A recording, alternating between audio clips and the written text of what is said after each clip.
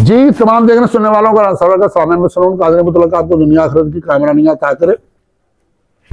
हमारे मुल्क में एक एडवोकेट है ईमान मजारी, आए दिन वो किसी ना किसी गिरफ्तार शुदा एंकर या किसी बड़े नामी ग्रामी बंदे की वकील बन के इस्लामाबाद में बड़े नंबर बना रही होती हैं, मीडिया से बड़ी बातें कर रही होती हैं और वो खुद को चैंपियन साबित करती हैं इंसानी हकूक़ की, और वो ऐलान करती हैं कि मैं इंसानी हकूक़ की अलम बरदार हूँ, इंसानी हकूक़ की जंग लड़ रही हूँ और मैं कोई फीस नहीं ले रही। मैं आज उसका कच्चा चटा खोल के अवाम के सामने रखता हूँ। ये बिल्कुल झूठ है, बिल्कुल फ्रॉड है। ये सिर्फ अपना नाम बनाने के लिए कर रही है, जो इसके बाद दूसरे साहिल आते हैं जो उनको लूटती है।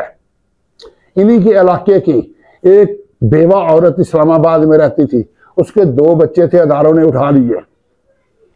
उसका मुझसे रब्ता होता है, वो मुझे पूछती मैं क्या करूं, मेरे पास पैसा भी नहीं है, मेरे पास कुछ भी नहीं है।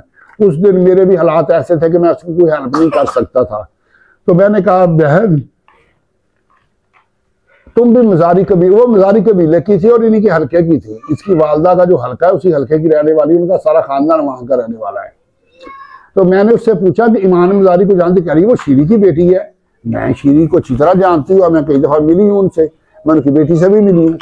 तो मैंने कहा कि उसके पास चली जाओ, वो रेट पिटीशन दायर करके वो आपको अपने साथ लेके प्रेस कॉन्फ्रेंस करके इस मुद्दे को उठाएगी, और जब इस मुद्दे को उठाएगी तो इंशाल्लाह ताला तेरा मसला हल हो जाएगा। वो औरत जाती है, उसका स्टाफ सबसे पहले कहता है जी मुलाकात से पहले आप हमें ये बताएं अपना मसला क्या है, हमने नोट बना के मैडम को देने हैं, फिर पता चलेगा। ये बताती है कि ये मसला है, वो अंदर जाके उसको नोट बताते हैं।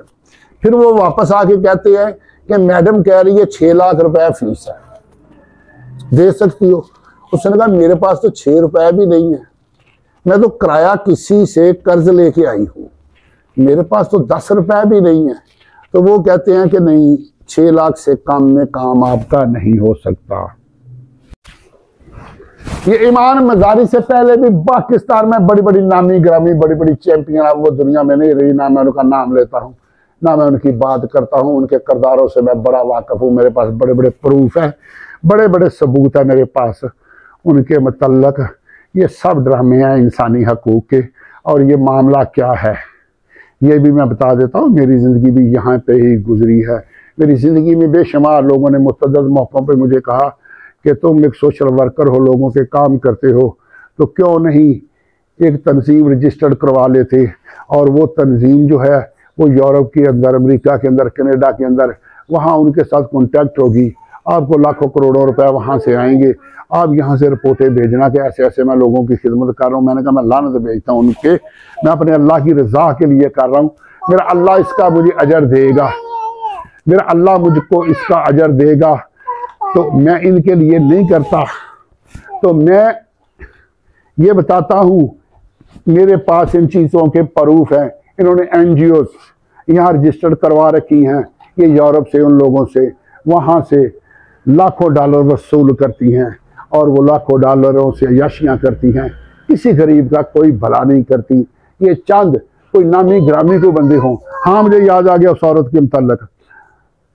फिर बाद में वहाँ एक और गरीब मुलाजिम था, वो उसको मिल गया, उनके इलाके का था, तो वो अपनी ज़बान में वहाँ बलोची ज़बान में बात करनी शुरू कर दी। तो उसने उसको कहा कि बहन अगर आपका नाम होता बड़ा ऊंचा, आपको पाकिस्तान के लोग जानते होते, तो मैडम आपकी खिदमत भी करती और आपका केस भी लड़ती। आपको कोई जानता नहीं है, आपका नाम नहीं है, यहाँ जिनके नाम चलते हैं ये उनके लिए करती हैं। इसका मतलब जो करोड़ोंपति हैं, जो बहुत बड़े सरमायादार हैं, जो बहुत बड़े पैसे वाले हैं, ये बड़े बड़े जो एंकर हैं, इनके लिए ये खड़ी हो जाती हैं। और ये तमाशा बना रखा है। ये शर्म आनी चाहिए इसको कि बैरून मुल्कों से उनकी एजेंट बन के ये यहाँ खड़ी है और इंसानी हकूक़ की अलम बरदार बनी हुई है। कोई शर्म करो, कोई हया करो, ऐसे कामों को छोड़ दो।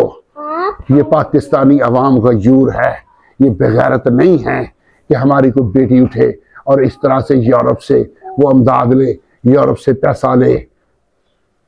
मैं आपको एक बार समझाता हूँ, बेटी समझते हुए कहता हूँ कि ये काम छोड़ दो, ये काम दुरुस्त नहीं है। हाँ, अगर करना तो करके दिखा, नहीं तो मैं सबूत देता हूँ। और तेरे दफ्तर के 3-4 चक्कर लगाए, बिलाखिर उसको साफ तौर पे इनकार हुआ। उसकी दफा अब कहाँ थी, उनकी दफा अब कहाँ थी। तो जुगल उस्तारा संभाल रखना, मेरे अंधेरों की फिक्र छोड़ो, बस अपने घर का ख्याल रखना। अल्लाह।